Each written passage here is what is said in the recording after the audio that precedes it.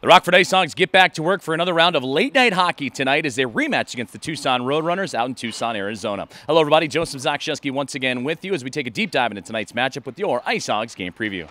The IceHogs are rolling into the rematch after an exciting 4-3 overtime victory over the Roadrunners last night to improve to 29-24, 4-1 to sit in fourth place of the Central Division. Taking on a Tucson team that dropped to 20-35-1. They're in eighth place of the Pacific, but have points in each of their last three games. The IceHogs had to be the comeback kids once again last night as Tucson would grab a 2-0 lead in the first 5 minutes of play and a sleepy start for your IceHogs. But they would wake up halfway through the first period thanks to a big goal from Isaac Phillips to cut the lead in half heading into the second. And that's when Ian Mitchell and Josiah Slavin would take over. Hogs would grab a 3-2 lead going into the third, but former IceHog Terry Broadhurst would tie up the game late for the Roadrunners to force overtime. And that's when forward Dylan McLaughlin and Brett Connolly would take over. McLaughlin the game-winning goal just 23 seconds into the extra session.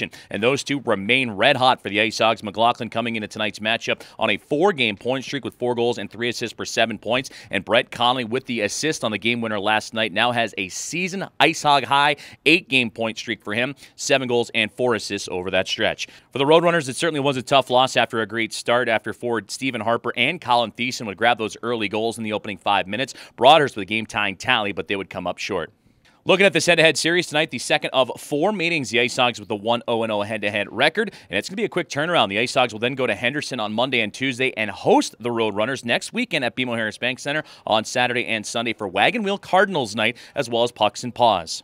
Let's take a look at the Lou Backroad Auto Mall 3 keys to the contest for your Rockford IceHogs, and all 3 are going to replicate from an evening ago, and boy, do they certainly apply. Key number 1 is to get off to a good start. The IceHogs spotted the Roadrunners that 2-0 lead early in the hockey game, but able to fight back, and with the Roadrunners grabbing the game-opening goal, that would snap a 7-game run the IceHogs would have with the game's first tally. Key number 2 is to stay out of the penalty box. Tucson boasting the number 8 power play unit in the American Hockey League. IceHogs held them to 0-for-4 last night to snap their 5-game power play goal-scoring skid, and certainly don't want to give them any extended time on the man advantage. And key number 3 is to fire away. The IceHogs outshot the Roadrunners last night 34-30, just the 15th time this season that they have outshot their opponent and looking to create more offense this evening.